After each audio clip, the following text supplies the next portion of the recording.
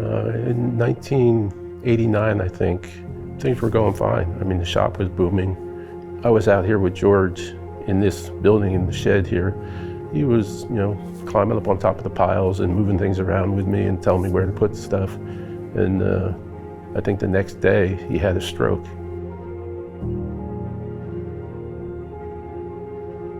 Well, he passed away, I think, in June of the next year. It got pretty tense around here because everybody had the impression that George made all the furniture himself. They assumed that the shop was done because George wasn't there to make it anymore. It was really unknown as to what would happen when George passed away. Everything was in place to continue except who's going to design the furniture. I guess the shop and I decided that Dad would want us to continue. So we continued. And I think maybe we took maybe a week off at the most. He wanted to continue his work. That was our mission. There was this concept of perfection within imperfection. Dad brought that to the consciousness of people in design, I think, in the 40s, when they were just discovering, what Japan was and what the Japanese aesthetic was. Well, you learn George's philosophy just by absorbing it through time. It took me probably 4 or 5 years to actually start to understand what we were doing here and know what he was up to, basically. If you can concentrate and you don't have much in the way of distractions, then the spirit you bring to the material, the spirit you bring to the building is infused in the building. That's the way he learned to work, and that's the way he preferred to work. The main thing about George is his reverence for the wood. The wood is everything around here. That's the main priority. It's above the workers, above everything else.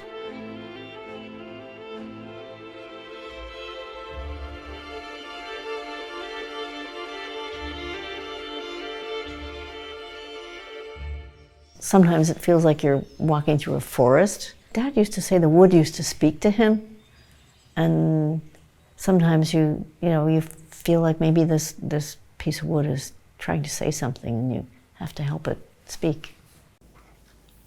He would do this beautiful drawing of the piece of wood and what it wanted to be, and it would be a perspective drawing. He'd draw a plan to scale, and then he would do a perspective drawing of the piece as it would look when it's finished. And so I had to take over that part of it. Everybody sort of treasured those original George Nakashima drawings, and I didn't draw as well as his. I don't think I ever will, but I kept trying. When it went in production, I would do the shop drawings like these are.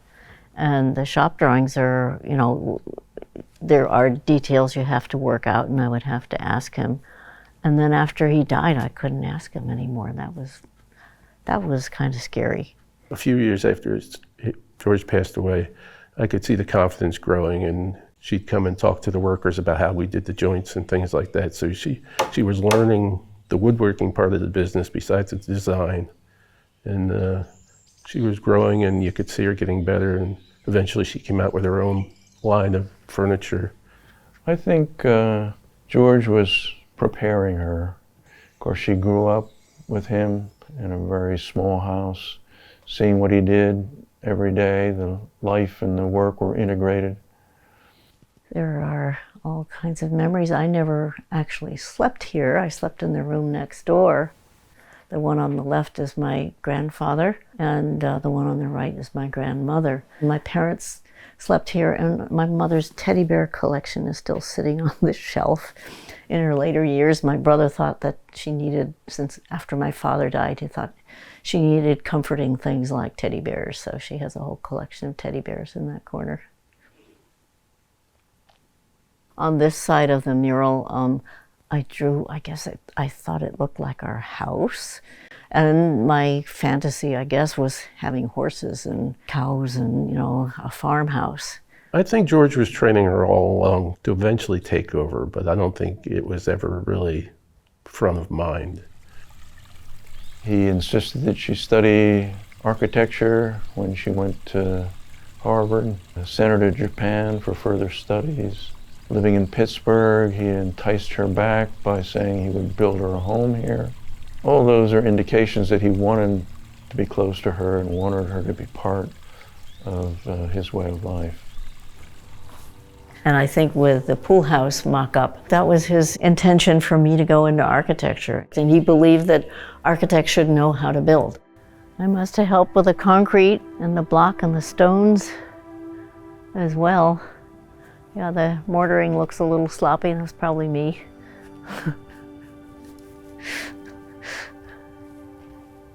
But it's still here. Still works. I think we redid the roof a little because it was it needed resurfacing.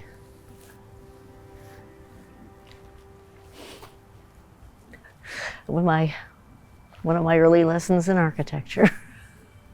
It became clear very soon after his passing that she was ready, willing, and able. And that question was put to rest.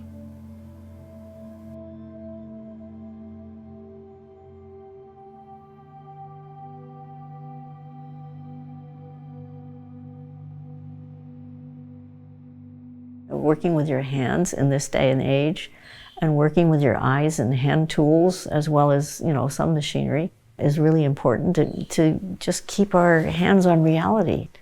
So many people just work on computers all day long. They even do all their designs on computers. We do our drawing by hand on a piece of paper, on a drawing board.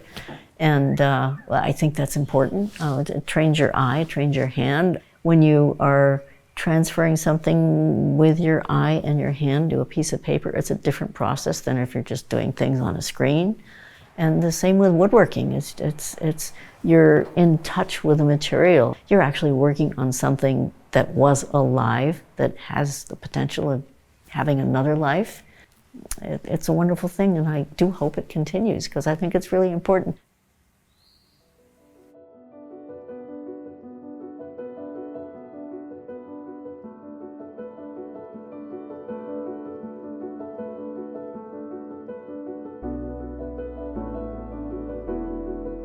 Everybody who comes on campus, I think, senses his spirit. And I think that's why people keep coming, because even though he's gone, his spirit lives on in the structures he built, in the furniture that he designed, in the trees that he planted.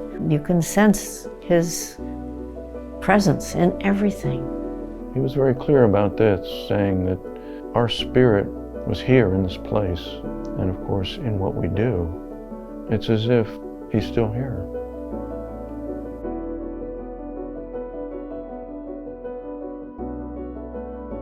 Definitely a family gene there that was passed on to Mira. You can see it in the whole family, just the way they treated the wood and everything, and they treated the workers well. It was just a really good experience working here. Dad basically worked until the day he died, and he was 85. I don't know how long I'm going to live. I think at some point I'm going to be too tired to keep going or something, but I haven't gotten to that point yet. He talked about a Hindu term, Shakti, which is our divine energy. And I think Mira was growing up under his tutelage. He could see her potential as an embodiment of this Shakti, this energy. I think that's why he wanted her to be part of the way of life here, because he knew that as this developed, that this would be a wonderful source of strength for us to continue.